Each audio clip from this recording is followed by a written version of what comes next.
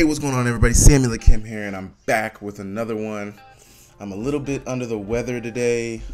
My voice, today is Monday. I'm recording this on Monday. Yesterday, I was feeling pretty down bad. My voice was shot, but I thought that was just it. I thought my voice was just shot.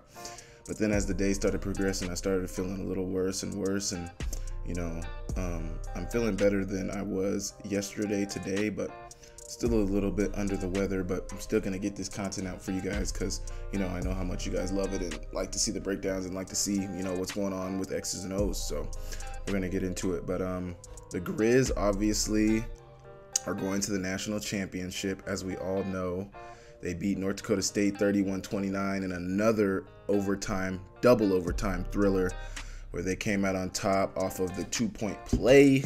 Man, what a game. What a game. I mean, I got so many thoughts, so many, just, man, I can't even believe these guys are playing for a national championship. I kept saying it yesterday and on Saturday. I kept saying, like, man, I can't believe you guys are going to the freaking national championship. Like, I just can't even believe it. These guys are playing for a natty against South Dakota State in Frisco on January 7th. It's going to be an amazing game. It's going to be an amazing environment. It was an amazing game on Saturday. Probably one of the best games we've seen in Wagriz Stadium. I know I'm still kind of new into my Wagriz experiences, but, looking back on the history of Wagriz, looking back on, all the great games that have been played inside of Wagriz, I personally think that this ranks up there with some of the best. You guys in the comments can let me know if I'm wrong or right. Let me know what you guys feel about that. But, I got an all 22 cut up for us today. It's going to be a great film for us to watch and look at. And yeah, I wanted to answer this one question. So I had a fan, Bridger Deschamps, I hope I'm saying your name right, at Bridger Juan, say, can I talk about my game day routine? Well, when I was in the UC, that was when we had left. I don't know if you guys know Brian Hunt. He has a tailgate in Lot F with the flag. If you've been a Grizz fan, I'm sure you probably know Brian and Wendy. Great people, great tailgate. It's been amazing. I was at their tailgate, and then I had to use the restroom. Well, my fiance had to use the restroom, and we were about to head. I don't know where we were actually going after that, but we were about to head somewhere, and she had to use the restroom, so we stopped in the UC. That's probably where you saw me in there. And then in the media area, I don't know what you mean by the media area. Maybe you're talking about the tailgate show. I do the tailgate show every Saturday, pregame and postgame tailgate show on the radio with Riley, Ace. Well, not with Riley.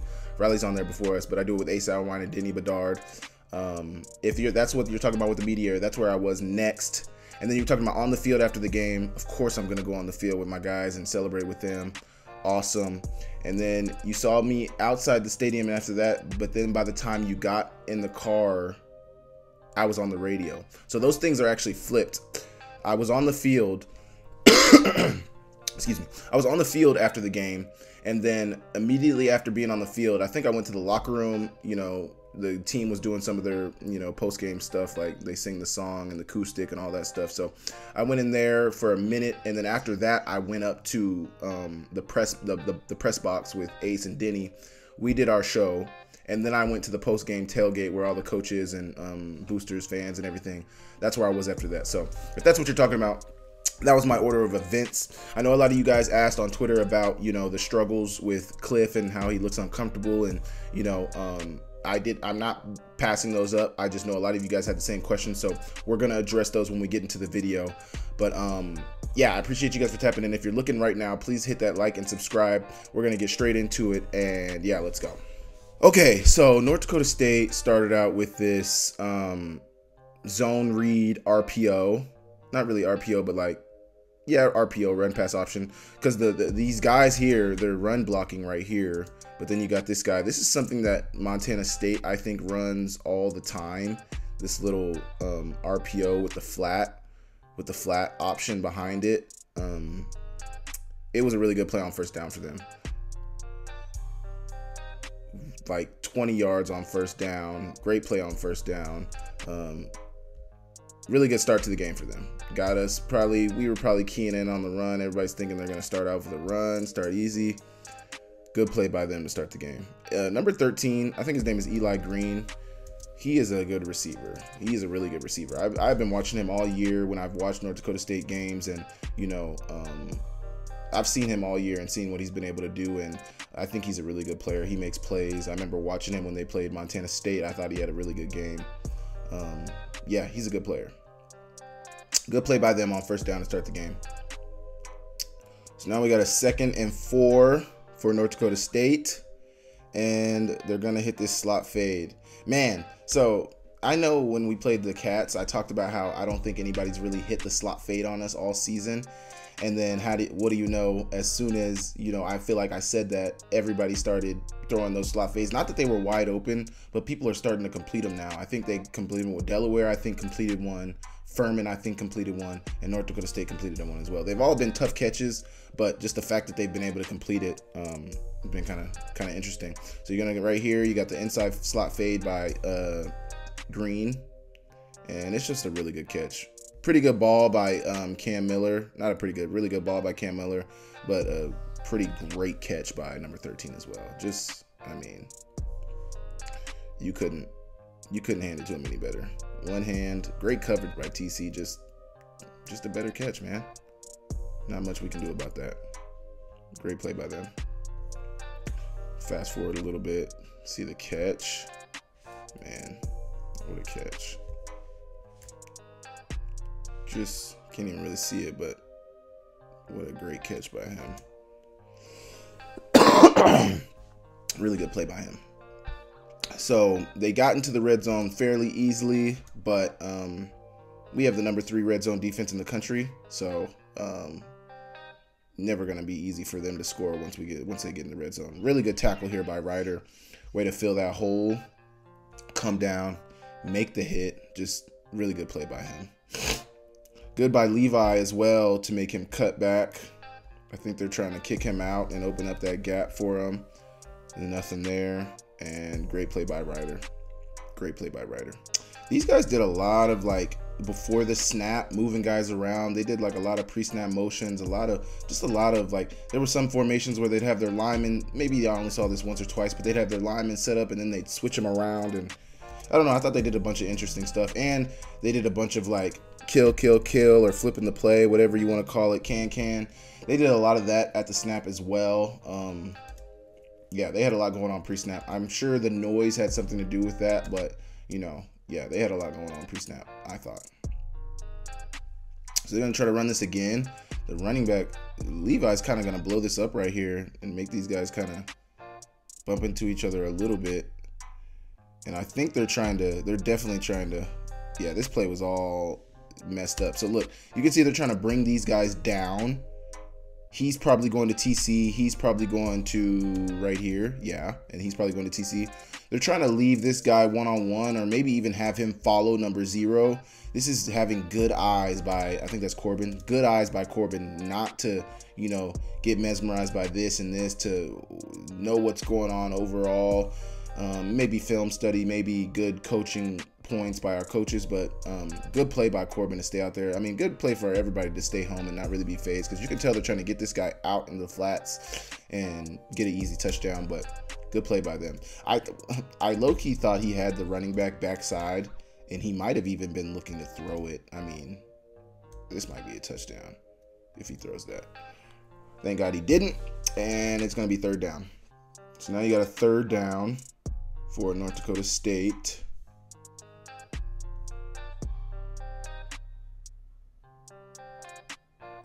Man, this was a great route. This was a great route. Man, I thought he was going to make a crazy one-handed catch right here. You're looking here. Look like they're running a under here or a box route here, maybe a slant, and then a return by the tight end, it looks like. Basically the same thing. It's interesting that they're running it like this, because a lot of times teams will run a box here to get these guys underneath. The levels are interesting because they run maybe like a slant or a box here. He ends up being the furthest inside guy, and then they're going to run this return, which brings him back, you know, into that alignment that a lot of teams usually get when they run this. But I mean, good route by Green, pretty good ball by Miller. Just he's not able to bring it in. Tough. I think the Grizz caught a break right here, but good by them. especially considering this is the most accurate quarterback in FCS. And that was one of my keys before the game. During the pregame show, I talked about how we are going to have to get this quarterback off schedule, have to get him, you know, we're going to have to get him off key, you know, and we were able to do that. He was like 9 for 22, I think, which is probably his worst throwing game of the season. I'm sure the crowd had something to do with that. I'm sure the pressure that the Grizz bring had something to do with that. I'm sure there's a couple things that had something to do with that, but good by them. Good by the Grizz to be able to get them off schedule. Now, the Grizz are going to start their first offensive drive of the game. I think almost, we'll see once we go through this cut up, but I think almost every play they had some pre-snap motion. Somebody was going in motion. Somebody was doing something. Almost every play we had somebody in motion, whether it was Junior, whether it was Aaron, whether it was Keelan, whether it was Xavier, one of our running backs moving pre-snap. There's a lot of pre-snap motion, no really static formations, and I think that might be one of the keys to Coach Pease's offense is always having static, always having moving formations. I feel like it's something we saw a little bit. I mean, we saw it quite a bit throughout the season, but I feel like it was magnified during this game with all the pre-snap motions and everything. Good play by Xavier here on the jet sweep to start the game.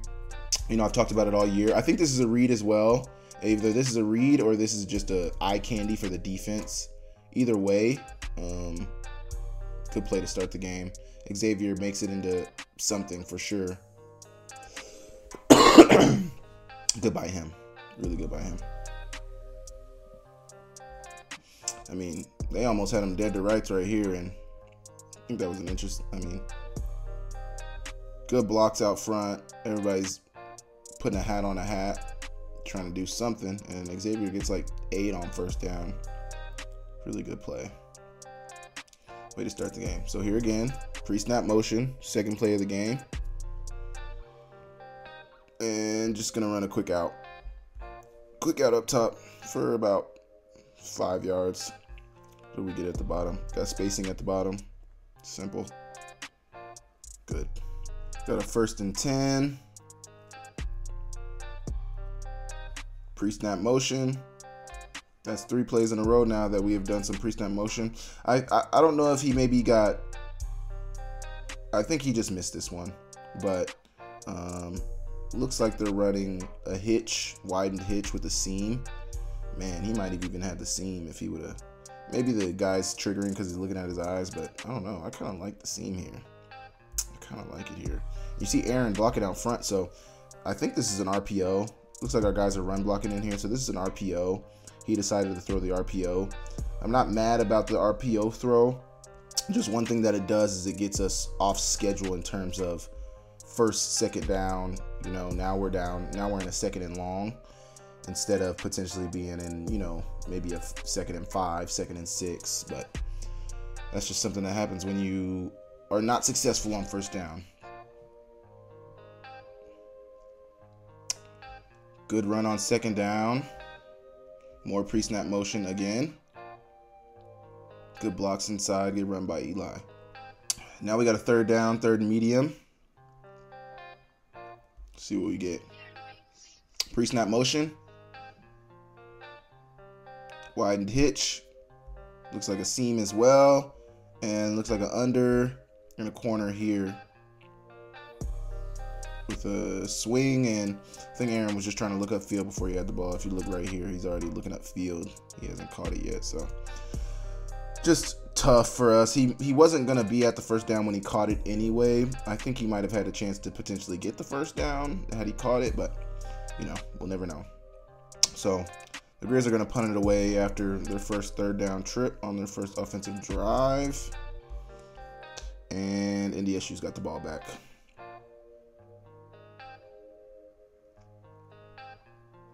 Another RPO. Actually, I don't think this is RPO. I think this is boot all the way.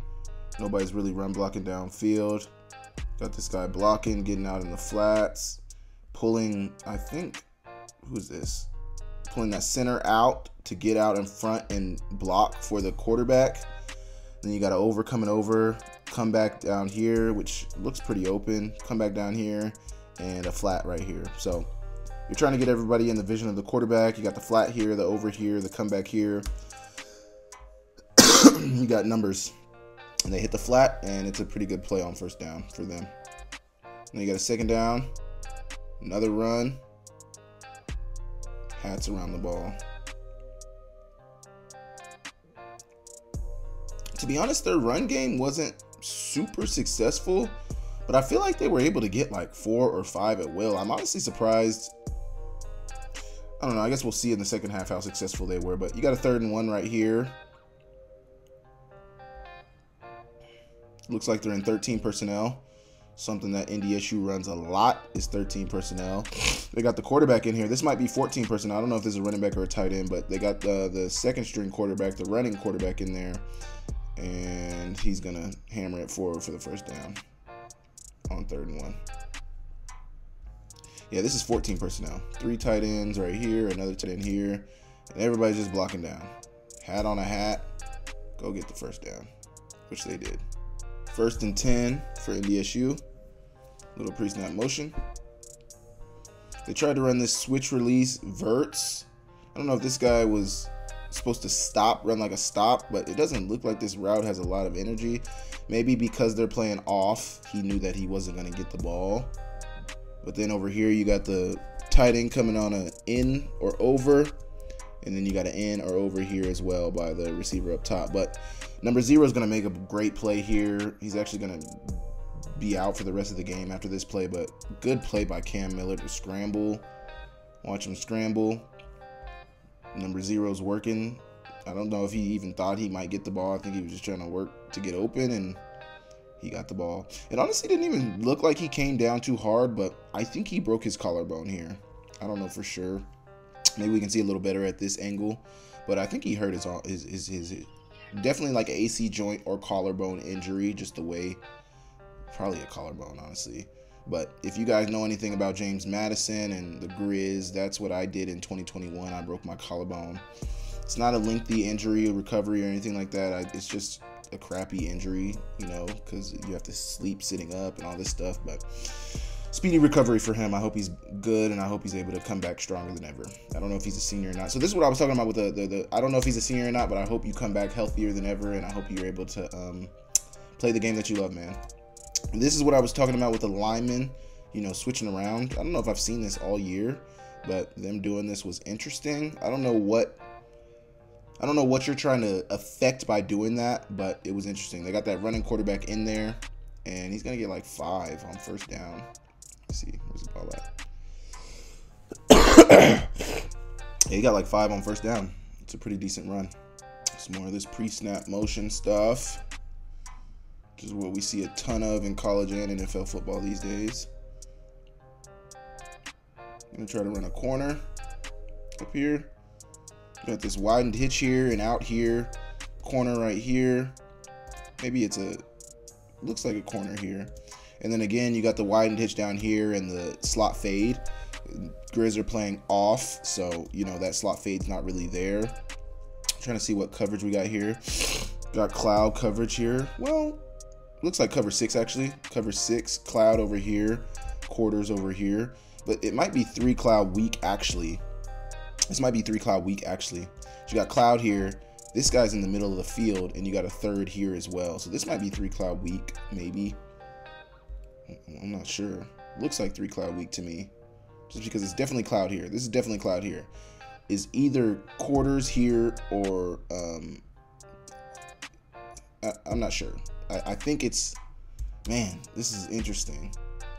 Because it's hard to tell because, you know, he bites down on that. So it's like, this is definitely cloud, but what are we getting over here? Quarter, half, or is it cover 3? They're both kind of covering the same thing, so I'm going to say it's 3 cloud weak, fully understanding that it could be cover 6. They don't really get anything open here, and man, I thought Jackson Lee potentially had an interception here. He didn't get it, but man, that could have been a game changer early on in the game. So we're going to fast forward through this. It's going to scramble. Man, I thought, oh, man, close. Here we got a 3rd down here. And North Dakota State's going to start shooting themselves in the foot. They get 2 false starts back to back here, which is tough to bounce back from. Watch, I think it's going to be the same guy. Watch here. So he's the guy who just false started. I think he's going to false start again. He is. In his head. That Wagger's crowd gets to you and, you know, make you do some crazy things. So now they go from like a 3rd and 5 to a 3rd and 14, I think it was. Or it was like a 3rd and 4, 3rd and 5 to like a 3rd and 15, which is not manageable for anybody. Nobody wants to go through that. And Grizz are just going to keep everybody back. This looks like 3 cloud weak. So yeah, this is 3 cloud weak. Because look, cloud here. But you got 3rd, 3 cloud weak, which kind of makes me think that that last coverage was 3 cloud weak as well. I think Trevin was just biting down on the outside guy. I think that last coverage was 3 cloud weak as well. Either way, they're going to try to run this double post on the front side. You got the running back going on a out or a flat, whatever you want to call it, trying to hold the underneath coverage, but nobody's really biting down on that because it's the 3rd and 15. So you want to keep everything in front of you. Over with the double post. It's something that the Grizz have run a little bit as well this year and had some success with it, but nothing's really open. There's just coverage back, and Kale's gonna get the sack. This is really a coverage sack. I wouldn't say this is like a rush sack. Really a coverage sack, but nothing's open downfield. The guys keep working. Watch Kale just keep working. Eventually he gets there, and they come up with a sack. Great play by Kale. Oh man. Okay, so let's look at this. The Grizz are actually going to block a punt here. I don't know what North Dakota State was doing here. I don't know if the clock was counting down or something, but these guys are like moving right before the ball's about to be snapped. So obviously that's a false start, but if you look at it, man, we get a blocked punt here. That could have been a game changer. Obviously it doesn't count. It doesn't count because of the false start. But man, that could have been a game changer there. Could have been a game changer. They're going to go again. They're going to get the punt off. Yada, yada, yada. The Grizz are going to get it inside the 15. And the Grizz are going to find some offensive success finally throughout this drive. Pre-snap motion. Star Junior in the backfield. You do this for matchups. You know it's zone just right there. Nobody followed him. It's zone. Now they're rotating somebody out. Looks like cover 3 here. And we're not going to get... I'm going to run this... looks like a curl concept with a flat out here. Seam. Curl here. And then what do we got here? Out. And a corner. Out in a corner here. Neither of it's really there. And we don't complete it there. So once again, this is some of the plays that you talk about when you talk about starting behind in the chains, not completing that. That gets you, now it's 2nd and 10, which is, you know, not a killer, but it's just like for you want to be an offense that's able to run the ball. You want to stay ahead in the chains, and, you know, sometimes plays like that can make it hard. Pre-snap motion. I don't think we've seen an offensive play yet that didn't have any pre-snap motion in it, which is interesting. So I know we've seen quite a bit of pre-snap motion this year, but just the fact that so much of it throughout this game is kind of interesting. Oh yeah. Okay. So Aaron's gonna run this. Aaron's gonna run this stop up top on about 3rd and 7, and he's gonna win. Speed like that. Just got the DB turned around and run the stop right up top. Good route, good ball, good completion on 3rd down. These are the kind of completions you need on 3rd down. The NDSU brought the blitz, and looks like they're playing sort of man on the back end, and good completion. This looks like 2-man on the back end. It's hard to tell because this guy's hanging out. These guys aren't really evenly spaced on the hashes right here, which usually you would see on 2-man. So it might be 1 high with a robber, maybe. I'm gonna say 1 high with a robber for sure. This guy's a robber. And he's not able to affect the play. Good play by Cliff and Aaron. So we're going to run this flood up top. Little out and a fade by Aaron. A more fade by Aaron. So mandatory outside release. Keep that guy's eyes turned towards you. Aaron Jr. is going to run the out right behind him at about 10 yards. And it's a completion. Good play on 1st down. Really good play on 1st down. And then they just attach the stop up here. Stop right up top. But good play on 1st down. Good run on 1st down. Good blocks up front. Moving people inside. AJ's moving people inside. Great block by him. Great block by him. Let's look at it right here. Moving him. Moving him. Open up that hole. Oh my gosh. Great play right here. Great block by AJ. Good play. First down. Here we go. Now we got a 1st and 10.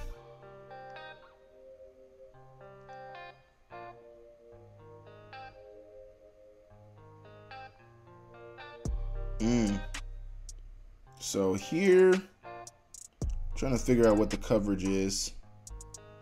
Looks like a combo coverage here. Looks like, I mean, it for sure is a zone on this side, a zone. It looks like they're playing like some type of 3 because he's in like a 3rd. But then this guy is in like a half field zone, but these guys are playing man down here. So this is interesting. Nobody's really open downfield, and that is why Clifton took the sack. Looking for here, not there. Looking for here, not there. Looking for here, not there. Looking for here, not there. I don't think he ever looked down here, but I mean, he might have had that. He might have had Aaron for sure, but he got sacked by the time he might have been able to get it to him. So good play by NDSU. I don't know if that'll answer some of you guys' questions about Clifton trying to sit back there. Let's see if he had a running lane. So I know you guys asked about, you know, him sitting back there having running lanes. So let's see if he runs right here. Probably could run. Well, no. I mean, he's waiting for the routes. These are longer developing routes, so he's waiting for the routes to develop. And by the time he decides that it's probably, like right now when he decides it's probably time to run, the pressure gets there, and it's a sack. Now we got 3rd and long, which is what you want to stay out of, but sometimes it's inevitable that you get in a 3rd and long situation, which the Grizz are in now. Oh, man. And Keelan's going to make a play here. So let's look at what this route concept is here. Looks like potentially like a OTB, deep OTB route with an under, maybe a curl up top. Looks like a curl for sure up top. And then an out by Keelan here.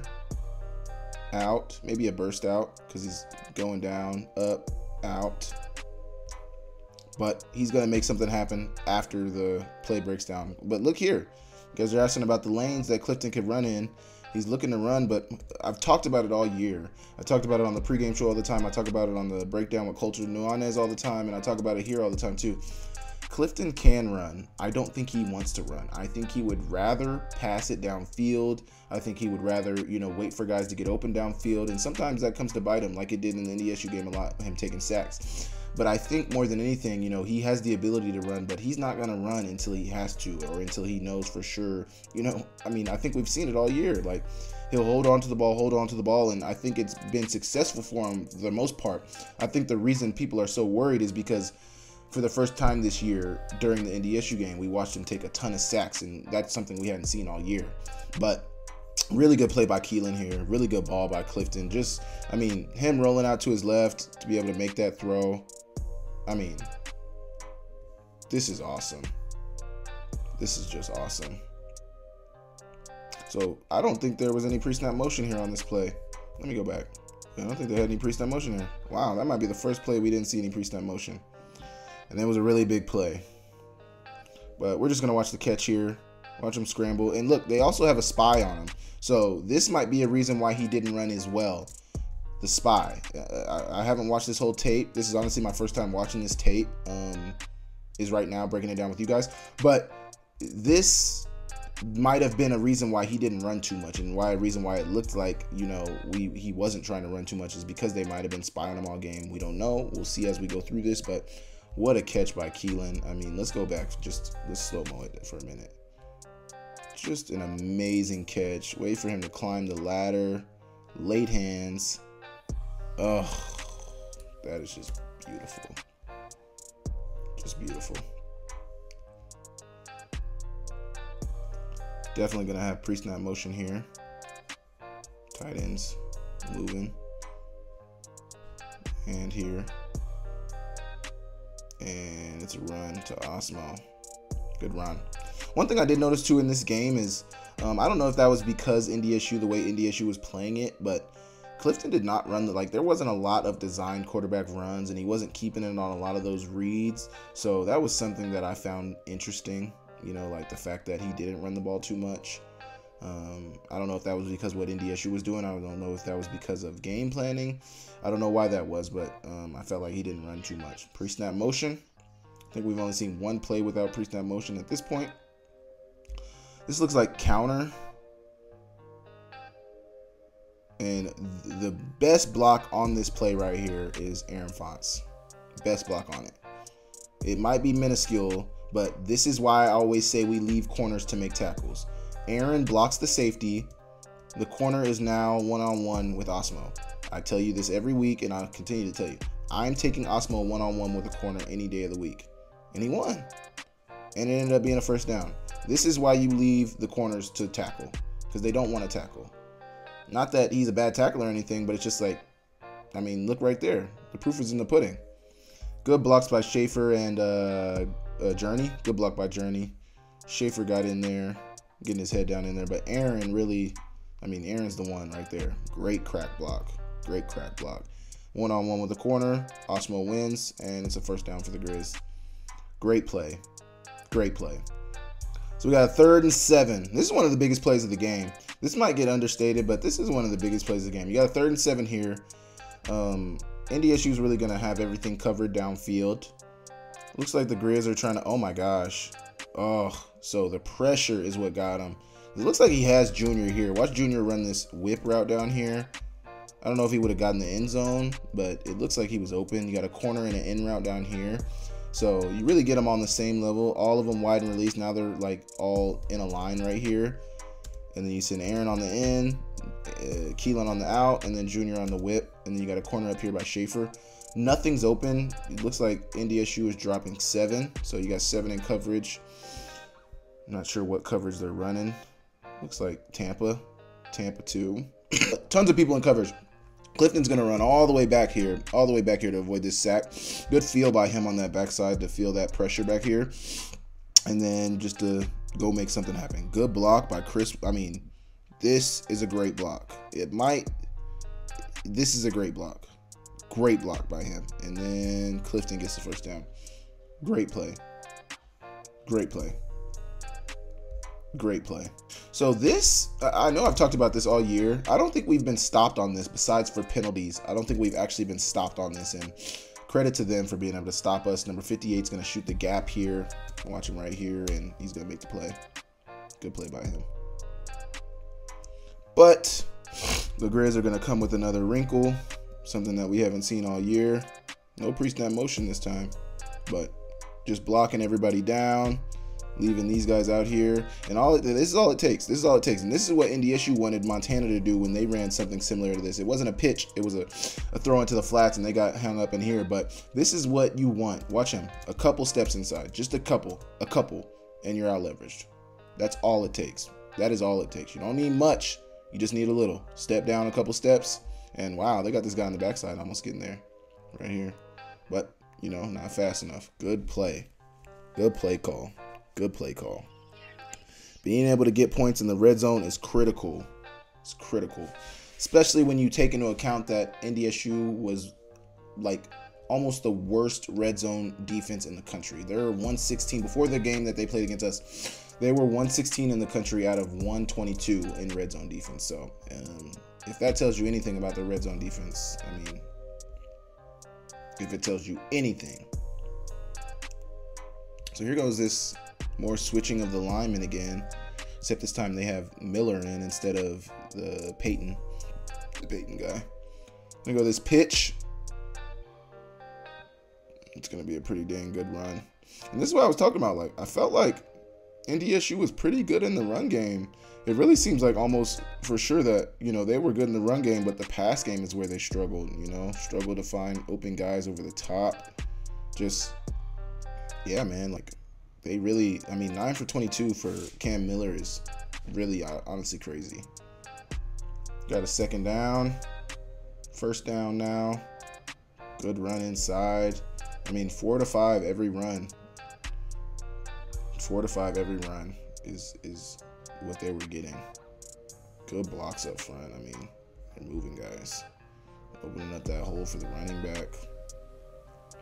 It's a pretty good run. Now you got a first down. I think they're in 13 personnel still. That's a tight end, I think.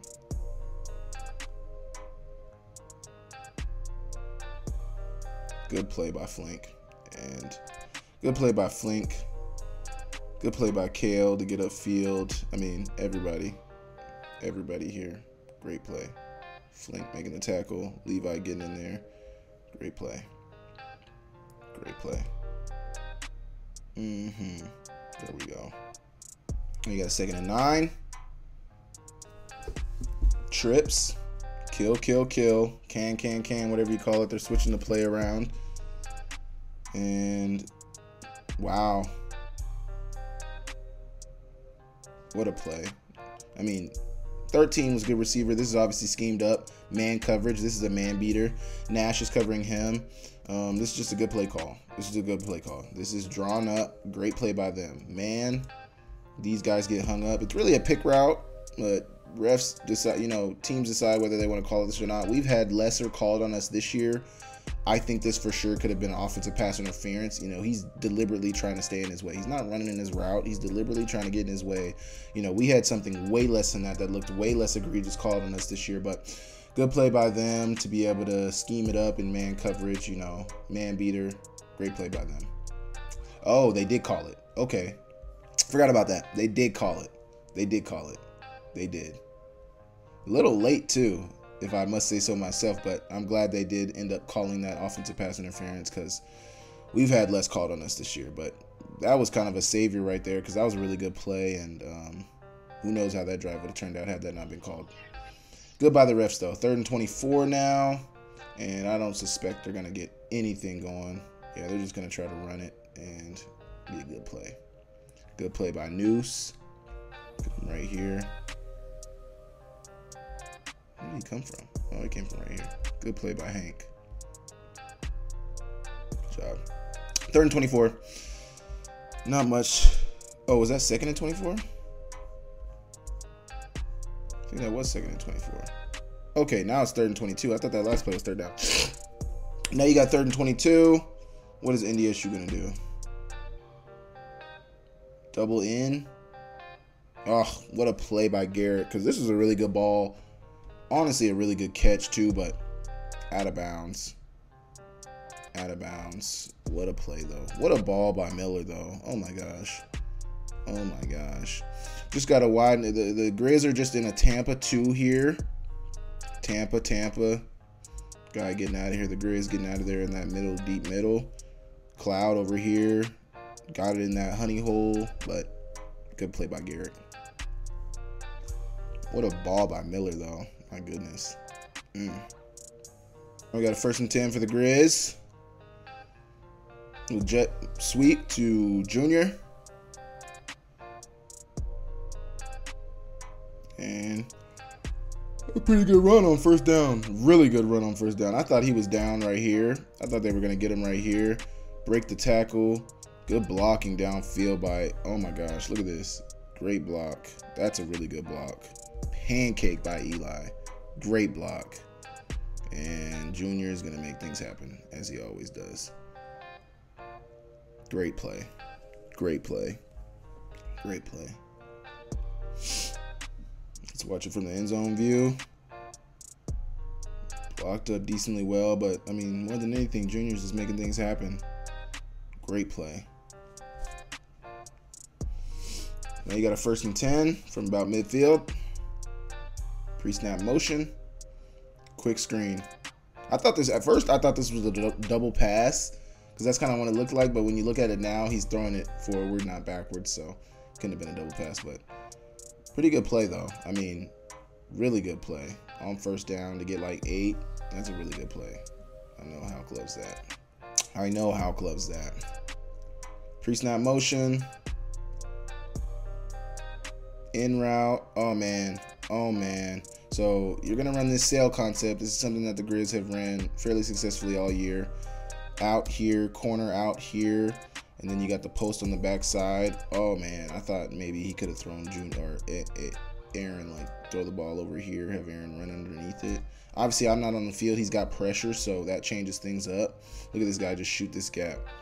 I think he might be in a spy or something. He might have been on a blitz. They might have been trying to run a stunt. But the way he plays it from the snap is just like, then he comes. But he's going to flush Clifton out the pocket. Get it to X, though. What a play. What a play. What a play. What a play. Backside, looks like you got Keelan on the end here. Nothing serious. Guys are going to try to get in his vision for the scramble. But look at Xavier. Find a way to get the ball in his hands, and he makes things happen. Great play. Oh, man. Good run. Thought this might have been a touchdown, but what a great run from Clifton. So there's that read.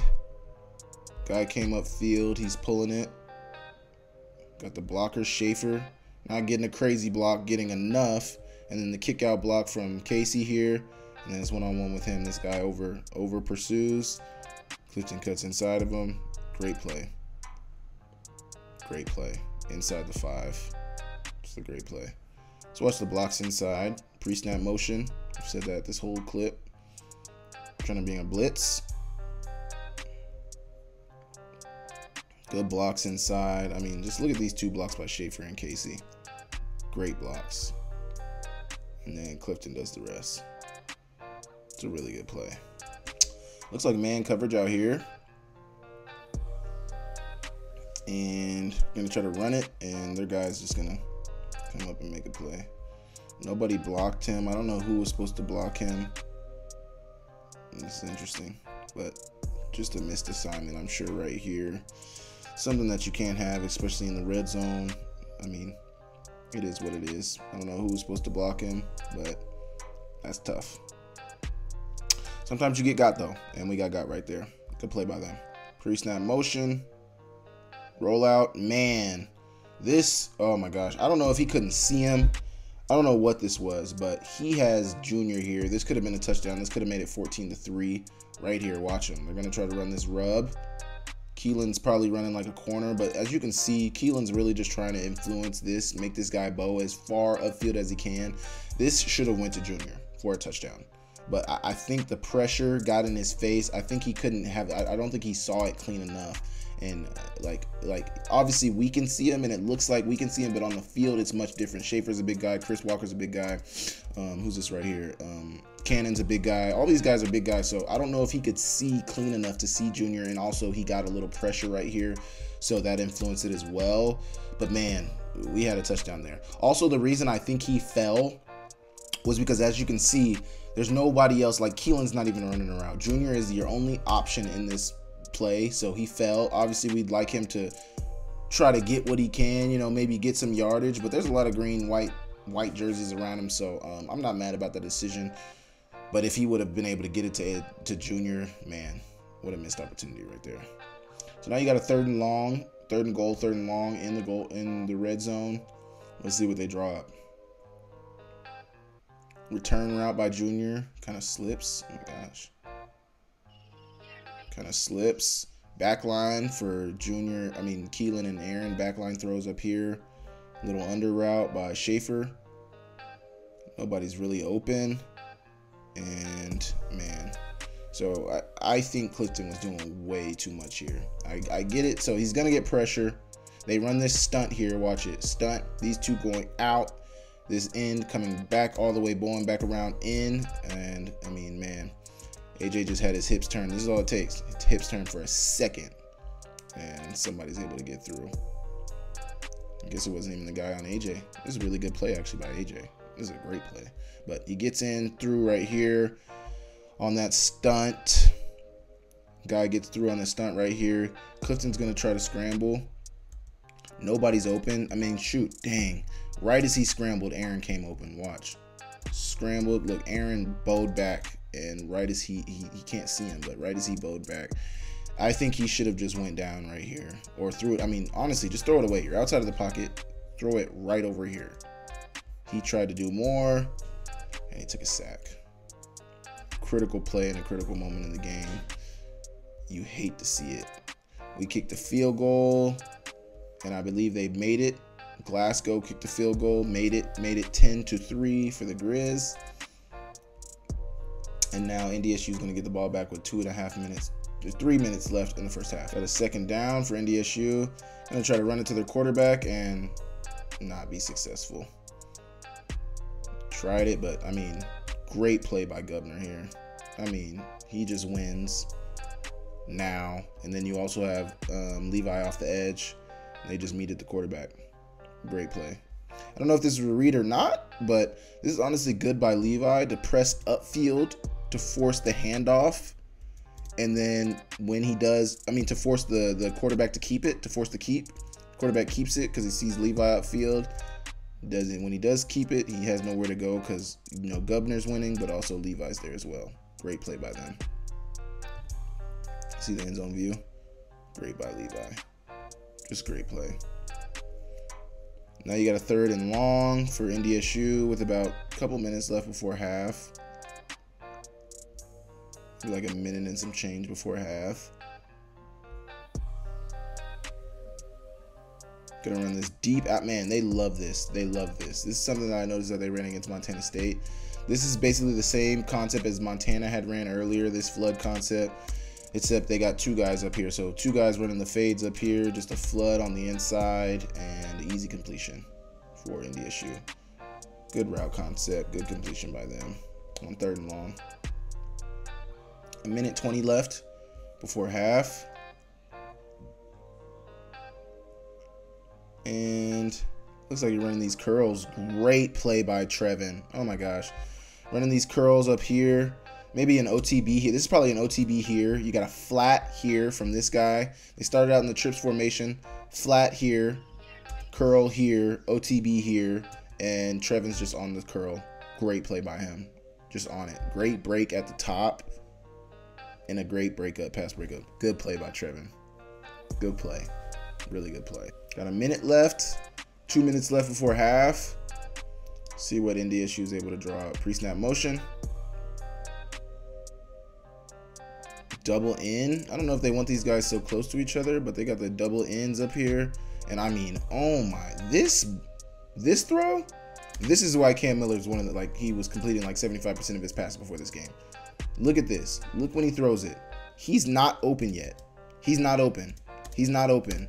But he throws it anyway. I mean, this is, and I want to see the end zone view of this, but this is just amazing. This is amazing. This is amazing trust. This is amazing accuracy. This is just timing. Everything. That was a great play. That was a great ball. I don't have anything to say about that. Watch this. Watch this. You can see it right here. He's not open, but he's throwing it. He's not open, but he's throwing it. And eventually he works his way open. And I mean, what a play. What a play. What a play by Cam Miller. Oh my gosh. That really saved their drive before halftime and allowed them to be able to get some points. Gonna get some pressure on the outside here. Braxton. Grizz are bringing the blitz. You got 6 on the line of scrimmage. Everybody else is in man on the backside. Bring the pressure, drop one, drop her out, but it's just 0 coverage over the top. I mean, yeah, 0 over the top, no high safety, and the pressure's gonna get there. That's why you bring the pressure. That's why you bring the blitz. That is exactly why you bring the blitz. Good play by them. Here we go. 2nd and long for NDSU.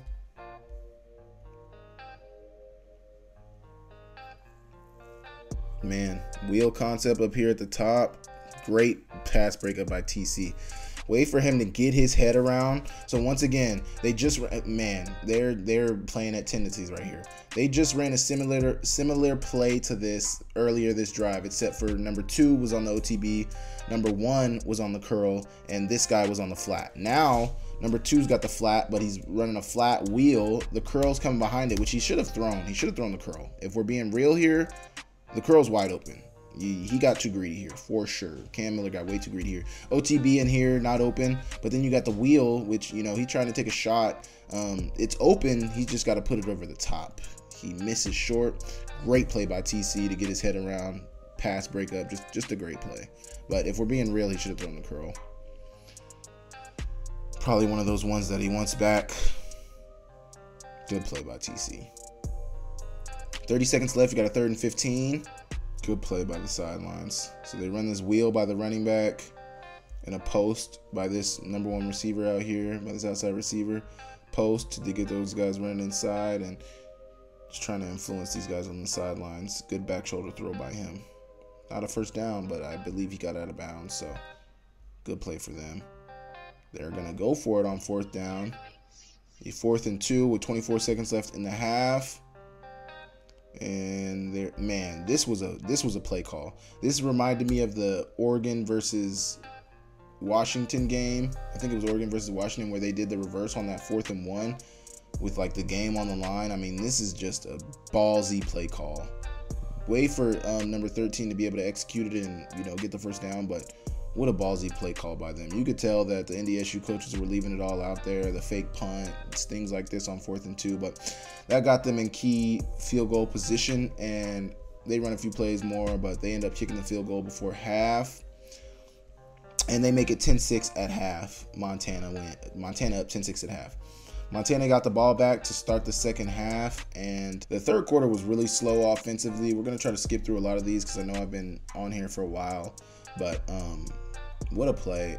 I mean, the third quarter was just really slow for both teams, so we'll try to skip through a lot of it. Hopefully I don't have to bore you guys too much. Pretty good run on 2nd down. Pretty good pass out of the spacing concept on 2nd down. Spacing. Eli turns it into something. I think he got like 6 or 7. 3rd down, 3rd and short. Pre-snap motion to a bunch. Out. Just a spacing concept, and the ball got batted down.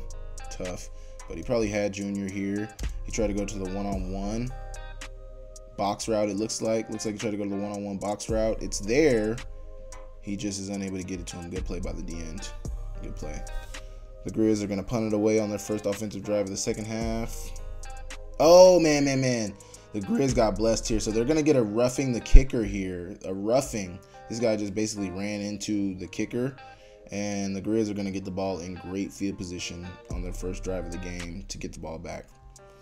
I believe they don't still do, I don't think they do anything with it, but, you know, that was a big play in the game for them to get that right coming out of halftime. Pre-snap motion.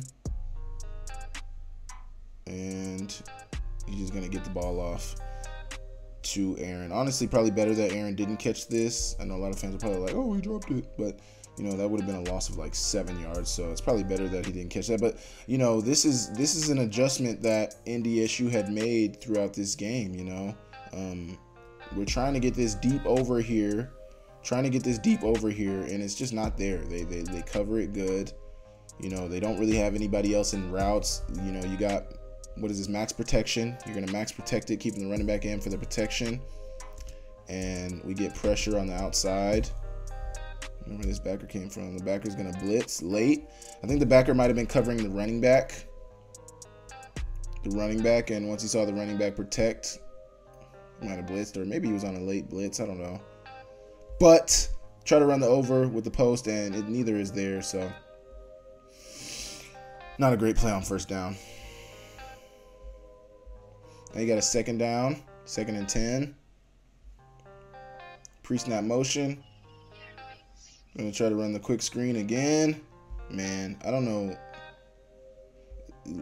Man, AJ saved an interception here, and he doesn't even know it. His arm basically saved an interception. His hustle and his want to do the right thing just saved. We're trying to get this screen to Eli here. He gets tripped up on Cannon's legs and with AJ. I think it might have been a pretty good play had we been able to complete it, but, you know, man, blessed here, because this is, I want you guys to know, this guy has 8 interceptions on the season. He had 2 interceptions last week.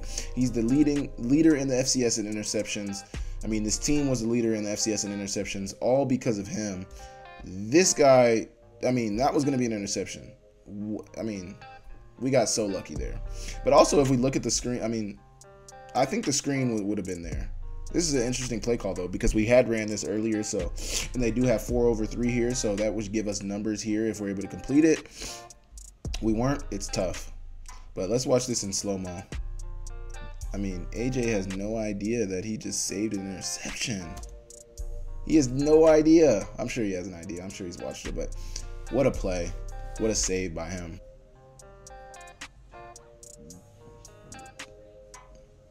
Looks like they're running a fallout up here with an in here.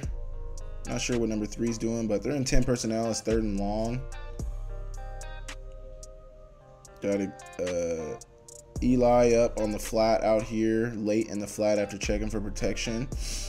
And it's just going to be nothing. The NDSU's dropping everybody in coverage. They're dropping 8, really leaving this guy for a spy.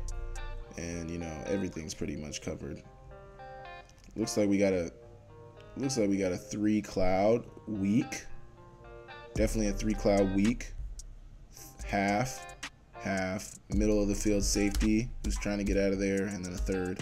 The way they disguise this coverage is interesting though, because the guy who's playing the middle 3rd is all the way on the line of scrimmage. So very interesting way of, you know, disguising that. But they played it well. The Grizz weren't able to get anything, so good play by them. I mean, this is what I'm talking about. Cam Miller was 9 for 22, I think, on passing. And look at the pressure that the Grizz are going to get on him. So the Grizz are going to, I don't know if the Grizz are bringing pressure here, but they already have 5 on the line of scrimmage. This is something that they hadn't done all year.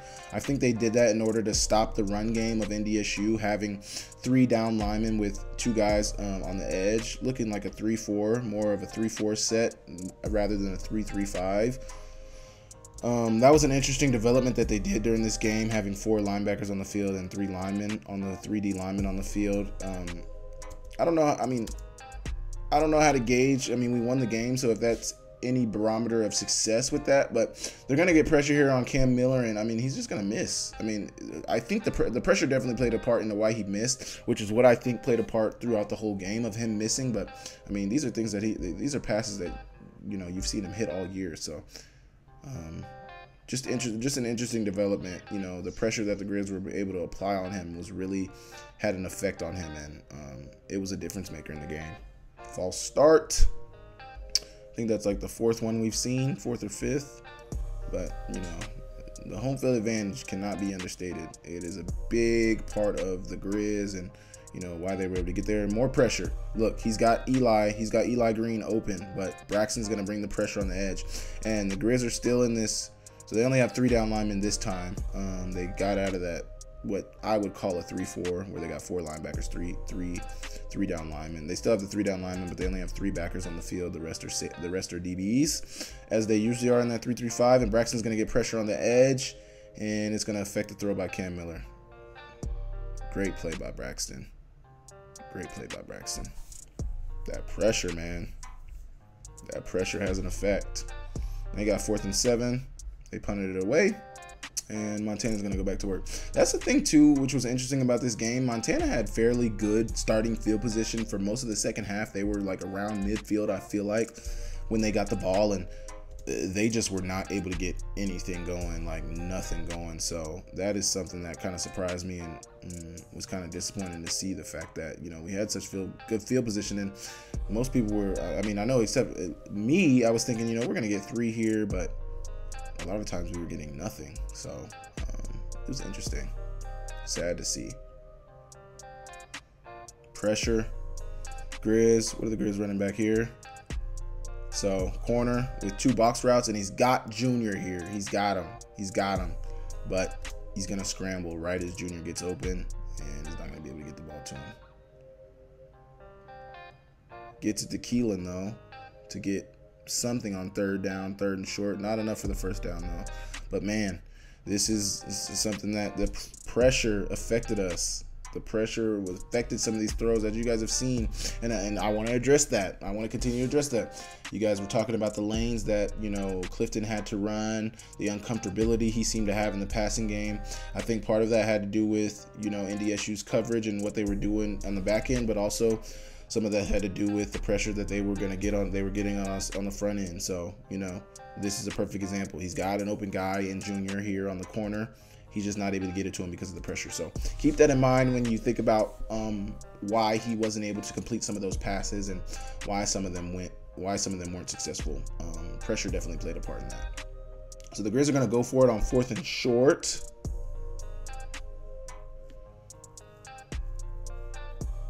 Looks like we got man coverage.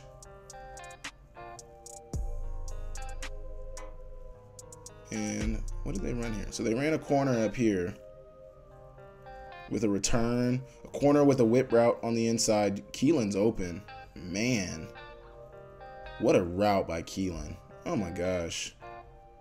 He could have got the ball. He decided the pressure. They brought pressure. So they're bringing a late blitz by this backer out here, which is a key. This tipped it off to me. Why is he over top of him? Why are there two guys on one?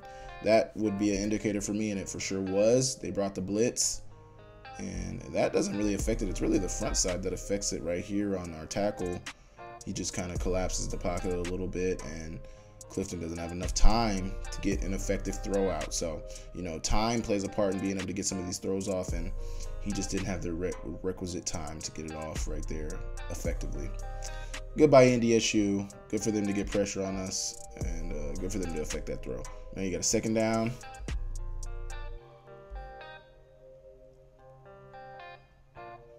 Fake reverse, man. So they pulled out a lot of stuff like this. This is an interesting. This is good. This is good by them. You know, they're playing off the tendencies that they've done earlier in the game. Obviously, when they ran that reverse, it was a different formation. They were under center when they had ran the reverse earlier, but it's still, you know, trying to eye candy, because look what it does to our guys. Look what it does to our guys. It makes TC, or this might be our corner. It makes our corner stop, and it makes Levi stop. It makes these guys stop their feet. That's all you want. And then look at Braxton. Look at Braxton. He's chasing this guy, and he doesn't even have the ball. So, I mean, wow. This is why they do things like that, because it gets guys mixed up. It gets guys in the wrong spots, and Braxton has no idea that the guy he's following doesn't have the ball until it's too late. They ran for like 20 yards. Good play by Ndsu. Second down. 13 personnel. Just what they love.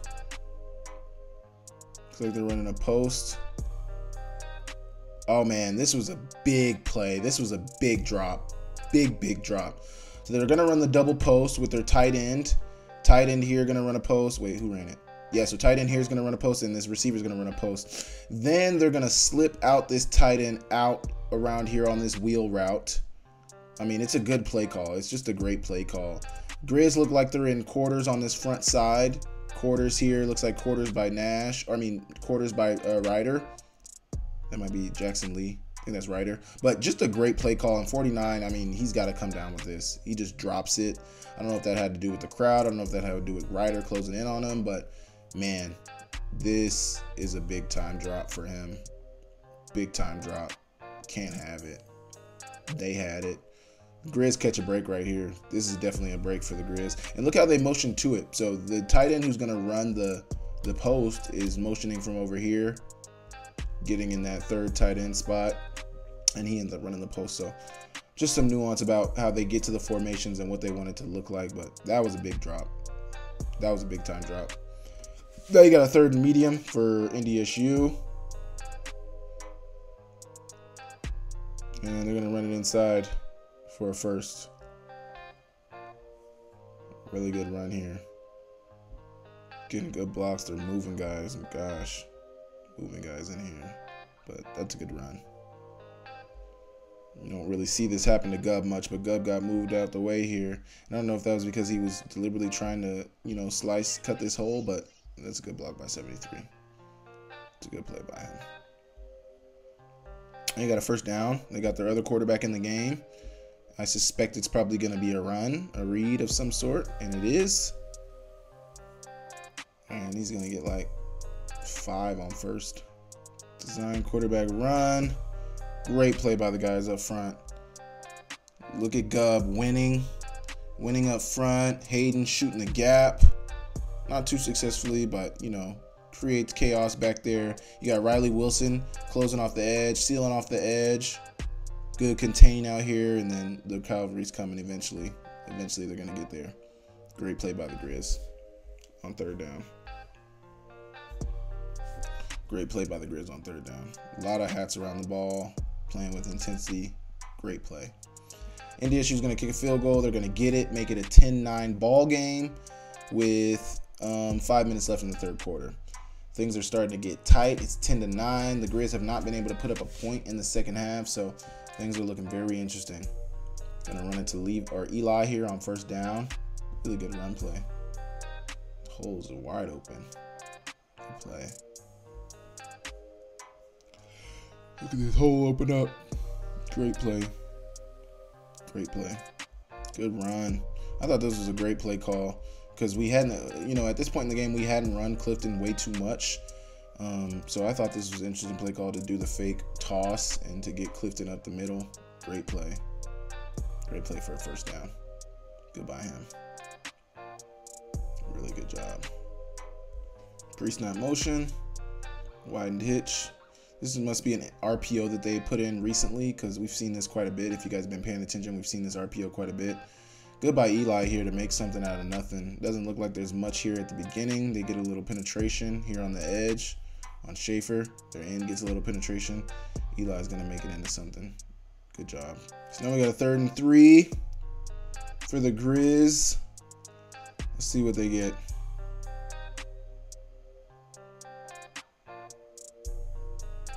Oh, Keelan, great play. So they're going to run mesh here, and Keelan's going to be open basically the whole time. So they're running this mesh here. Keelan's going on the mesh. Aaron's running the corner. Mesh with the OTB here by the tight end. Getting hung up right here. Really getting held right here. But good mesh by Schaefer and the tight ends to open up Keelan. Cliff, once again, though, you know, he probably would have given to Keelan way earlier, but he's got pressure in his face. NDSU's going to blitz here. And somebody gets free off the edge here. So right in his face. Good for Clifton to be able to make it into something. Great play. First down on 3rd down. That's a really good play. It's a really good play.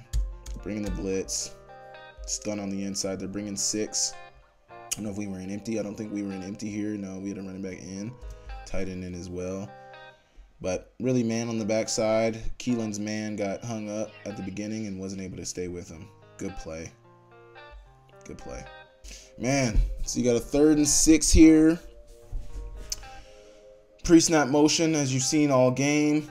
Grizz are going to run this curl concept down here at the bottom. Curl by Aaron, post or cross hash by Junior. None of that's really open. Aaron's is not that clean, but Clifton's going to make it into something. Here, where, you know, what you guys asked me, once again, why wasn't Clifton running? I think he's trying to wait to find the open guys downfield. And when he finally realized there's nothing, he's going to run. But, you know, I'm not sure why we didn't see more of this. I don't know, but you know, it worked out right here on 3rd and 6, and he got a first down out of it. So good play by him. Good play by Clifton. Got a 1st and 10. Gonna get a really good run out of Osmo on 1st and 10. Blocked up really well. They probably could have called a hold here. I'm not gonna lie. That probably could have got called, but thank God it wasn't. The Grizz only had 2 penalties in the whole game, and both of them were called on the last drive of the game. So that's something that I know Grizz fans haven't seen all year. I definitely haven't seen them not get penalized as much as they had. I think that's definitely a key against North Dakota State, and as well as South Dakota State is going to be a key as well, because these are teams that are not going to hurt themselves. They are teams that are going to play clean games, and that's what the Grizz have to do in order to be successful, I believe. But it doesn't get called right there. Good for them, and he's going to get like 8 or 9 on 1st down. Awesome. Man, I thought this was another missed opportunity. So he looks like he's throwing it to Aaron, which I'm honestly glad this got batted down, because this might have been an interception. But he missed Junior here. He wasn't really looking at Junior, but I'm not sure what coverage these guys are running here. This might have been a busting coverage, but it looks like they're running some cloud over here. And then like this guy looks like he's in a 3rd, so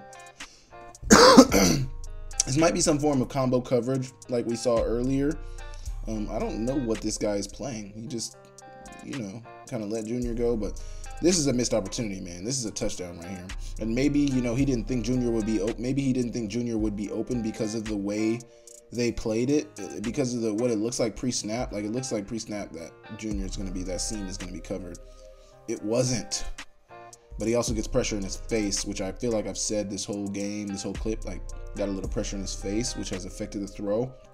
As to be expected when you play better teams, things aren't going to be super perfect as they have been throughout a majority of the season, but, you know, good play by them to be able to bat that down.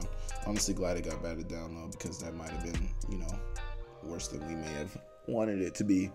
So now you got a 3rd and 1, and the Grizzlies are going to try to run Osmo down the middle, and he's not going to get it, man.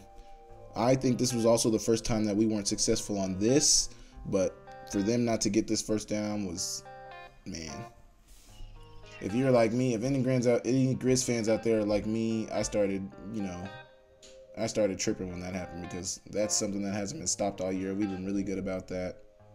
And man, so they're gonna try to run the fumble Rooski, whatever you want to call it, but they faked the fumbled snap, and if you see here, number 87 gets hung up right here. I think he's supposed to make it out. Just because, you know, I kind of know what to look for on some of these plays, and some of these plays I've actually ran before. I used to be Keelan right here, running this route right here. So I know kind of some of these plays. I don't think Schaefer is supposed to be in this pass. He's not supposed to be in this progression at all. The fact that Schaefer caught this is honestly crazy, because look, if you look, watch him. He gets out, but it's way too late. So 87 really, and if 87 gets out, this is probably a touchdown. But I think he was looking to fake block here. I know a lot of people thought he fumbled the snap. I thought he fumbled the snap too, but after watching this back, this was a design play. Obviously, you know, he didn't fumble it. He's just holding it down real low. So really good play. The fact that he got it to Schaefer is honestly crazy. Just crazy. I think you can see he's looking for his guy to get out. Schaefer shows up. He gets it to Schaefer, but I don't think Schaefer is supposed to. He's not supposed to be here, because why would he slip out right there when you got Keelan coming in back in? And you can see Keelan thought the ball was coming to him. He thought it was coming to him, but really it's supposed to go to him. So, I mean, the Grizz got really lucky right here.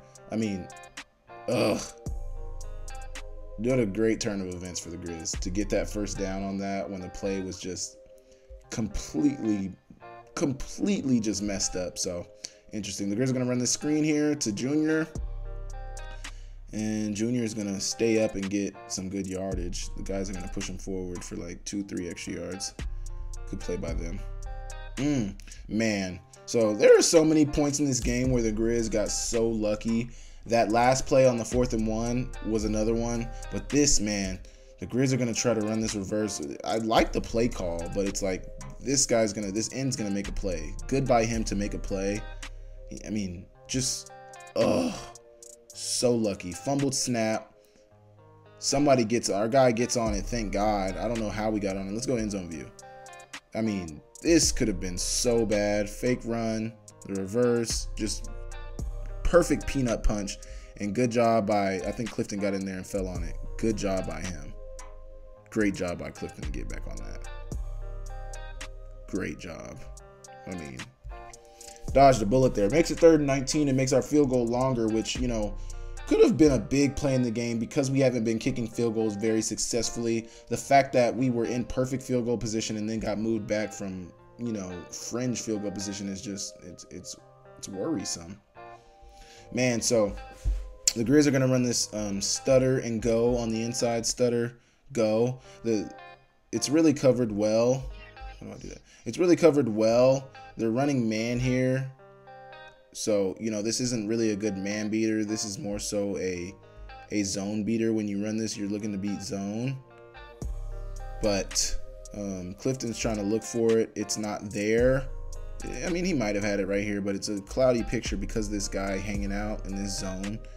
It's a little cloudy for them. But, man, I think he might have had the corner if he wanted it to. Here by Junior. Might have had the corner. Good route by him. And, I mean, Aaron's not open. The tight end down here is not open. Nobody's really open, so he's going to try to scramble. Try to get the ball out there, but number 10 made a really good play. We'll go to the end zone view. Number 10 got his hand in there and made a really good play. I mean, just a great pass breakup right here. Really good play.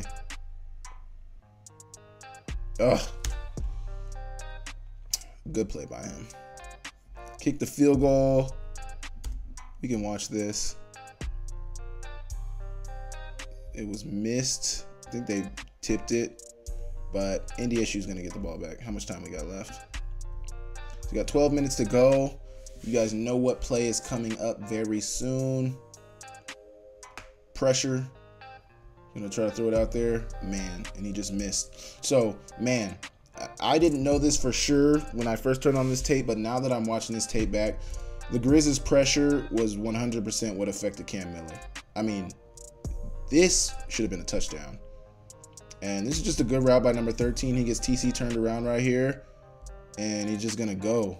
And it's just, I mean, man, these are probably throws that Cam Miller hasn't missed all year, but the pressure that we apply on him, Garrett getting in there, who's that on the edge? That Levi on the edge getting in there, just great for them to affect this throw, because, man, that's concerning right there. That probably should have been a touchdown.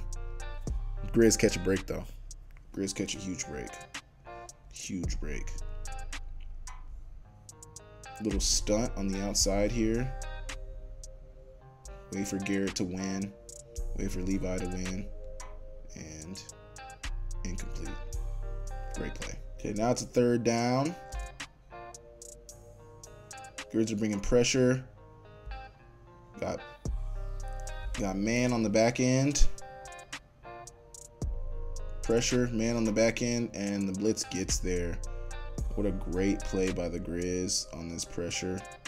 I mean, guys are meeting at the quarterback. Look at Flink and watch Braxton here on the front end. Nobody blocks him. Grizz are bringing more than they can block, and the pressure gets there. Great play. And they ended up calling grounding here because he's going to take a sack. And this is what set up the great punt return, which we're about to see after this. He just throws it away. There's nobody in the area. Nobody in the area, and he was in the pocket. That ends up being grounding. The refs talked about it. They threw the grounding. They backed him up 15 yards, loss of down. And the play of the game, once again, Junior Bergen catches it around the 50, around the 45, and just watch him work. Great blocks. Look at this. This is the best block that I saw all day. I mean, if you want to talk about winning effort and guys who care and guys who want to win, this is once again, we talked about Jackson Lee last week when he made that that touchdown saving block on two guys, and you know, Racanelli's going to block one and end up running into another that keeps him from getting a Junior, and then Junior does the rest. Good block here by Xavier or Zay. And man, what a play. Stadium went absolutely, I mean, you look at the camera, watch the cameras just shaking. Guys are, I mean, this was absolutely insane. Insane. I can't even explain it to you, the feeling in the stadium at that point. Like, it was so loud. Just absolutely insane. Watch him here. Little hezzy. This hezzy might be little, but I mean, it got those guys working this direction. Because that's when he talked about in his post-game presser, he thought about cutting it back. And this is when he thought about cutting it back right here. He's like, oh, nah, let's stay on the front side where all my blocks are. And look at Racanelli. That's a great block. That's a great block. You can say it's on the punter. I don't care what you say. This is a great block. That guy was going to make that tackle. Great by him. And then Junior does the rest. Touchdown. What a play. Look at the stadium. Oh, my gosh. 16-9. And the Grizz are actually going to miss the PAT here, keeping it a 7-point game, which allowed it to go to overtime, which it never should have went to overtime. But he shanked it to the left a little bit, and, you know, I don't know if he got tipped. We'll see right here if he got tipped, but I think he just missed it. I think he just hooked it. Let's see. Yeah, he just hooked it. Just tough. Tough play right there. NDSU is going to get the ball back, though. All right, so we're going to skip through all this and skip to NDSU's last offensive drive of the game. Because I think, you know, there's not much to see here. Oh, yeah. So this is the last drive of the game. Let's go. NDSU got the ball back here. I think they got about 5 minutes left. Yeah. And this is going to be their last drive of the game. So let's watch it. Last offensive drive of regulation, and then we'll get to overtime. Man, so somebody asked about this. What happened on the wide open passes where, you know, they had guys? I think Miller just missed this. You know, I mean, our guy, I think we're in I don't know. It's hard to tell. This looks like a cloud on this side. Definitely a cloud on this side. They blitzed, so it's not really a cloud, but I mean, really a cloud. But we had the corner blitz as well. But I don't know. I don't know what Corbin is doing. I think he's following this receiver, not even worried about the guy who just ran across his face. Maybe he thought. I mean, I don't know. I don't have an answer for you because I was so confused about this too. And this is just another example of the Grizz catching a break on a wide open receiver. I mean, man, you just cannot have it. And, you know, maybe the pressure played a part into it too. I mean, obviously we got the corner blitz, so that flushed him out the pocket. But, I mean, man, Miller just overthrows it. Miller chose the wrong time to have his worst throwing game of the season, which he did. You know, 9 for 22. That's rough. It's hard to win when you throw it when you're completing that many passes. Grizz are gonna get a sack here on 3rd and medium. Really a coverage sack. They're gonna drop 7. I think Corbin or Nash here, or not Nash, but Trevin here. I think he's watching somebody in the backfield, maybe the running back. I'm not sure, but he's gonna come late. He might be on a spy. I don't know. I don't know why they would run a spy with a corner though. So I'm not so sure what Trevin is doing, but they're dropping a lot in coverage. There's nobody really open downfield, and Cam Miller's gonna take the sack. So now the play of the game, and I know a lot of people asked about this, so I want to talk about this. In my discussions with talking to some of the players and talking to some of the guys after the game, Coach Houck here got a little greedy. Coach Houck wanted to maybe potentially get another return. You know, I guess this was a return that he called on here, so they're not playing safe. Everybody's probably these guys are probably holding up. So they're not looking to rush, they're not looking for a fake, they're looking to hold up for the return.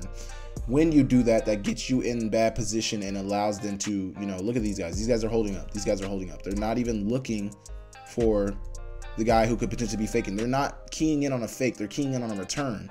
So these guys are holding up to give Junior time for the return, not knowing that NDSU is running a fake right behind it. And they said that, well, actually I was in there in the locker room after the game. Coach Houck put it on himself. You know, he got a little greedy running this return on punt return instead of keying in for a fake, which, I mean, they're on their own 25, so I don't know so much if I mean, I've never coached, I've never been a head coach, so I don't know if even I would have been looking for a fake here. Kudos to NDSU, and they got some cojones to run this in this time of the game. I mean, there's no other time for them to run it, really. They have to run it right here or they're not going to be able to, the game might be over. But kudos to them. But Coach Houck, if you're looking for a reasoning as to why we were caught off guard, it's because we were. Coach Houck will put him on himself. You can ask him yourself. He puts it on himself, and he takes that one on the chin. But thank God the Grizz still came out with the win, because this could have been a really hurtful play in the grand scheme of things. But everybody's holding up. Nobody's keying in on the fake, and they end up running a fake. We only got one hat over there. And then to make matters worse, we get a late hit out of bounds. Just a tough play. So on top of that, they get to about what he ran out at the 40. And then they're going to add 15 yards on that. So what do they go into the 45? Yeah. Tough play. Tough set of plays for the Grizz. Tough turn of events for the Grizz. Good play on first down by Braxton right after that return. This, to me, speaks to the resolve of these guys. You know, it doesn't matter what happens the play before. These guys are going to keep coming after it. So they're running the split zone. They want to kick Braxton out. They don't end up getting there fast enough, and Braxton blows the whole play up. Good play by him. Man, this was Cam Miller's best throw of the game. I mean, the Grizz are going to bring all-out pressure. 0 over top. No, 1 high pressure. So 1 high pressure. They're dropping a few out, but I think he's right here guarding the tight end right here. So they're still bringing pressure because they're bringing Ryder in there, and Ryder's coming off the edge. You got another guy, Braxton, coming off the edge up here. But they drop a few out as well. But it's man on the back end, and a really good route by number 1. And Cam Miller, I mean, under pressure. He's been not successful. I mean, he's been throwing bad balls under pressure all game long. He's been throwing bad balls under pressure. And then when they need it the most, what does he do? Those are freaking dime off his back foot to only his receiver can get it. I mean, what a play by him. What a play by him. What a play by him. I mean, that was a great play. 2.5 minutes to go in the game. NDSU needs a touchdown. And they're going to run this quarterback run. and he fumbled it, man. So this could have ended the game too. He's gonna run into his own guy right there, fumble the ball. They end up getting it back though. Let's go to the end zone view.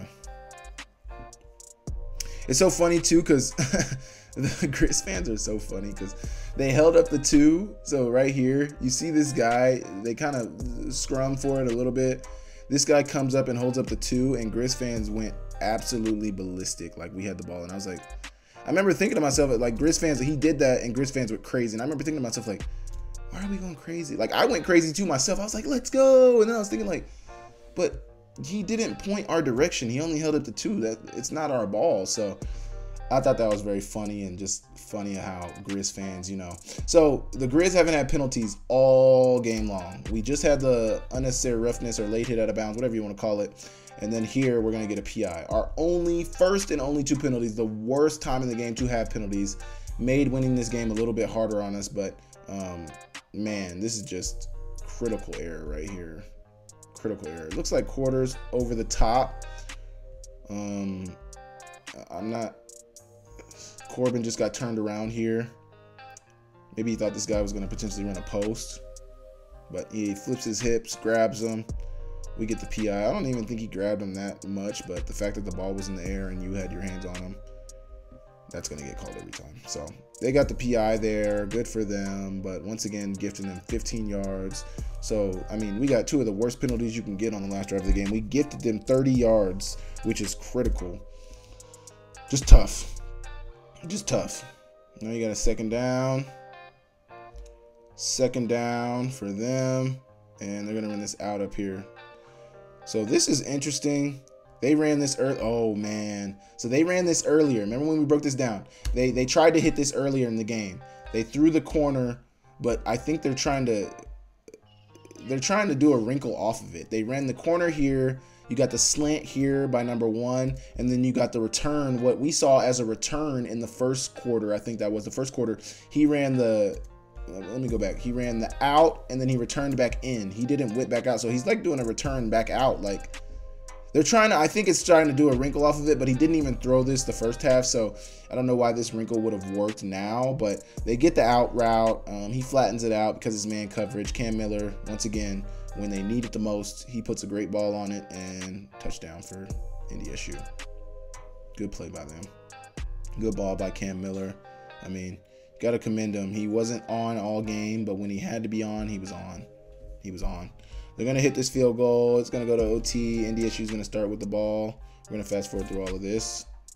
Okay, first play of OT. This was devastating, man. Like, the Grizz have now played back-to-back overtime games. Hopefully they don't make it 3 in a row. If they do, good for them. I think they'll be able to come out on top because they've been playing so well in OT. They understand what it means to finish a game. But man, this was a killer right here. The Grizz, the Ndsu is going to get touchdown on the first play of OT.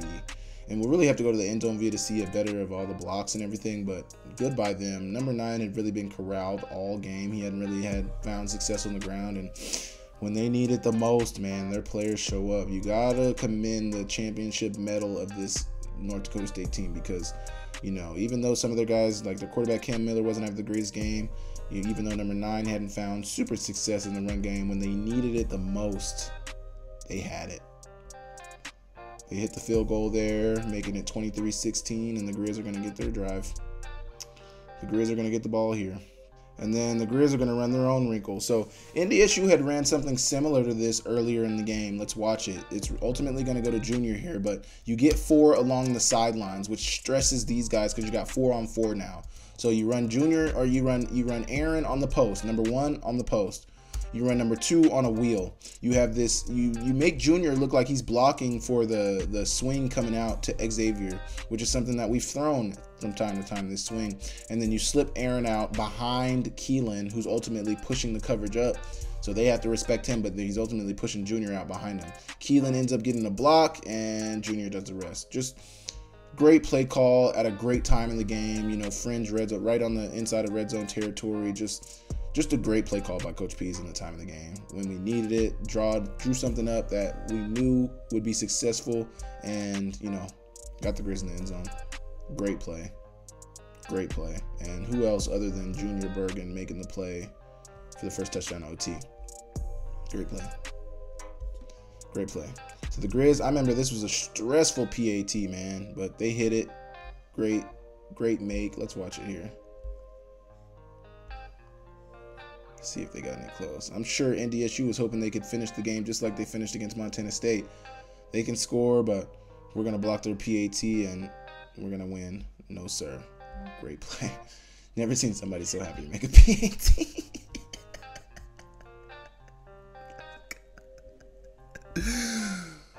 Oh, this is, I mean, like, I'm not trying to get on Ramos. I'm not trying to get on them all, but this should be something that, like, you should never be this happy to make a PAT. That should be, like, automatic.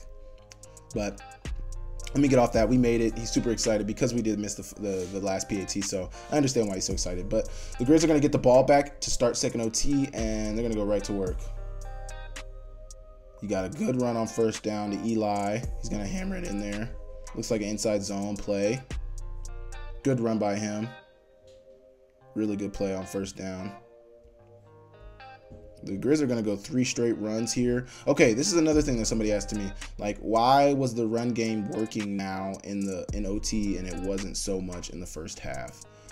I don't know if I would have a full answer for you, but I think, I think part of it was that NDSU was a little worn down. And if you notice this next play that I'm going to show you, so this play, they're going to run it. And then if you notice the next play, so they run it to Eli. Really good run. Really good run on first down. He's going to get like 5 to 8 on second down. And then they're going to go fast here. So watch. You go here. You get the good run on second down to make it a first down with Eli. And then you go fast. So watch. NDSU's not even going to be set by the time they're starting this run. Look, NDSU's still running around. They're not set. They're not set. The Grizz went fast here. The Grizz went fast. This is why it was successful. Eli runs it right up the middle. Good blocks here by Journey and AJ right here. Seal these guys off. Good seal block right here by who's this guard? This guard Cannon here. And they hammer it in there. Good run by Eli. I don't know why this guy over pursued a little bit, but this looks kind of lazy to me. I'm not gonna lie. I'm not really used to seeing that from NDSU, but we went back a little bit. Good run by Eli though. Really good run. Way to go fast for the Grizz to get them off balance, and it's a touchdown. 3 straight runs. When the Grizz haven't been the Grizz were not super successful in the run game. I think we had enough success in the run game to where they had to respect it, but the fact that they went straight down the field, ran it straight down the field to score was amazing.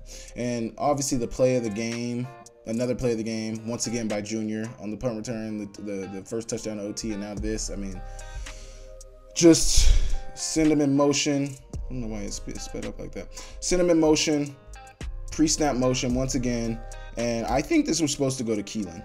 I think he was going to be looking for Keelan. Keelan's here.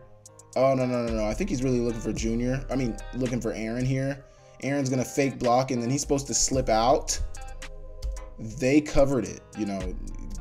Aaron's not there. They covered it. And they also got it good on the front side. They're playing with good discipline here, good eye discipline here. 54, I mean, almost makes that play with the face mask. So the Grizz were going to get another opportunity at it, but Junior took it out of the ref's hands and said, no. And look at Keelan. Watch Keelan notice it. Keelan's working across on that back line. Junior gets face mask. Keelan sees it, and he's like, ugh, great play. Great catch. Great play. Junior just zipped it in there. They almost got an interception, but good play by Keelan. I mean, what a play. What a play. I couldn't even wrap my mind around that play. Just a great play by him. Great play by the Grizz. I mean, face mask, set up, set your feet. A lot of people forget that Junior was a quarterback his whole high school career. I mean, we all knew that he was an athlete, but, he played quarterback in high school, so he's got that in him. And I guess now Junior is 4 for 4 on passes in his college career, so very interesting. Crazy play to get the 2-point conversion. And then we're going to watch NDSU now. They're going to go right down just like we did and score. That was one thing that was perplexing about this play was that was something that was perplexing about this was that they were running the ball so successfully, and then when they needed a play with the 2-point conversion to end the game, they tried to throw it with a running back. or a receiver, whichever one it was. I just thought that was a questionable play call. Like, look at this. They're getting like 5 minimum down here on the runs now, and they get it right inside the 5. Then next, they're gonna hammer it right in there. I mean, they really didn't. It really wasn't hard for them to score, to be honest. Good run by them, but this is the play of the game right here. So they're gonna bust out into this wide formation. Honestly, if they had a receiver, well, they kind of got numbers down here, so not really. These guys are on the ball, so I think they're covered up by this tight end. But they're gonna send this. I think this is a running back. This is either a running back or receiver. He gets the ball a lot out of the backfield, so I'm gonna call it a running back. And Brian, you asked me why I think a lot of teams do this with the running backs or receivers, where it's not a quarterback, somebody who's more athletic. I think they do this because, what am I trying to say? I think they do this because it gives them a run pass option. Obviously, number 9 can run. I don't think he's the best passer. I think he might be left-handed too. But number 3, this gives him the ability to run, which there's no really lanes to run. But I think in the coach's head, you're thinking like, oh, it gives them a reason to run. It gives them a, it gives them a pass too. I just think they like the options that they have with this, and they like, when you put somebody who is athletic with the ball in their hands, it does things to defenses. When you have a quarterback rolling out who's maybe not that athletic, like Cam Miller, or maybe even a number 9, he's athletic, but I don't know how good he is in the boot game. Anyway, when you get a quarterback out there who's not as athletic as number 3, the defense doesn't have to stress as much. When you put somebody who's faster with the ball in their hands, I think it does something to the defense. It changes lanes, it changes guys' eye discipline, it changes all that stuff. So it speeds guys' clocks up and makes guys think that, oh, I got to make this tackle, or I got to fill this gap, or I got to be there in the case he's going to get on the edge, and it can mess things up. Good thing the Grizz had good eye discipline here and made the interception to win the game. But man, what a game, what a play by the Grizz. What a win to send the Grizz to the national championship. Just a crazy play. Let's watch the end zone here, and then I'll close it out. But a lot of people ask me about that, why teams keep doing these plays. And I think it's just the options that it gives you and what it does to the defense. Thank God the Grizz were able to have good discipline and make the play. But man, the Grizz will play South Dakota State on January 7th in the national championship. It's going to be an amazing game. The last 2 games that we've seen have been absolutely amazing in Grizz on national television. It's just been awesome. Make sure you guys hit that like and subscribe right now if you guys are watching. I really appreciate it. I really love the support. Man, the Grizz, what a year it's been for the Grizz. What a season it's been for them. I don't know, if you look back in September, late September, when the Grizz had dropped that game to Northern Arizona, I don't know if anybody would have thought they'd be here. And it's so funny now that, everybody's a believer now. Everybody's back on the Grizz bandwagon. Everybody thinks the Grizz are, obviously the Grizz fans do, but nobody outside of the Grizz thinks that we're going to do anything. They haven't thought that we were going to do anything before that. They thought we were going to lose to Furman. They thought we were going to lose to North Dakota State. They think we're going to lose to South Dakota State. I know they're a really good football team. They got a great quarterback, probably the best quarterback in FCS football, if we're being real. Probably the best running back in FCS football, if we're being real. Some really good players on defense. They play team defense. They fly around. They play with a lot of speed on defense. So that's going to be interesting to see. I don't think their side of the bracket was particularly tough. When they played some tough competition in Villanova, they struggled, but everybody else, they kind of rolled. I don't know how good Mercer and Albany were. I don't think Idaho was that good. No offense, Brian. I don't think Albany was that good. And, they got ran. What was that, 59-0 by South Dakota State? So maybe that's just how good South Dakota State is. Maybe that's how bad Albany was. I don't think their side of the bracket was great. I think, that Villanova game is a good barometer to see what SDSU is like against better competition, and even go back to the first game of the season or second game of the season. Whenever they played the Cats, I think that's a good barometer as well. But maybe not, they're a different team. I won't even bring up that Cat game because that was such long ago. The Grizz lost to NAU in September around that time too, so we can't take those teams for what they were back in September. But man, it's going to be exciting. It's going to be an amazing couple of weeks. Let me know. I know we got a couple of off weeks, so the Grizz won't be playing. Let me know what kind of content you guys would like to see. If there's anything you guys want me to break down specifically in these next 2 weeks before the championship game, I can do that for you. But more than anything, I appreciate you guys tapping in. I hope you guys hit that subscribe button right now. Thank you guys for checking into the channel. I will catch you guys next time. Thank you so much. Go Grizz.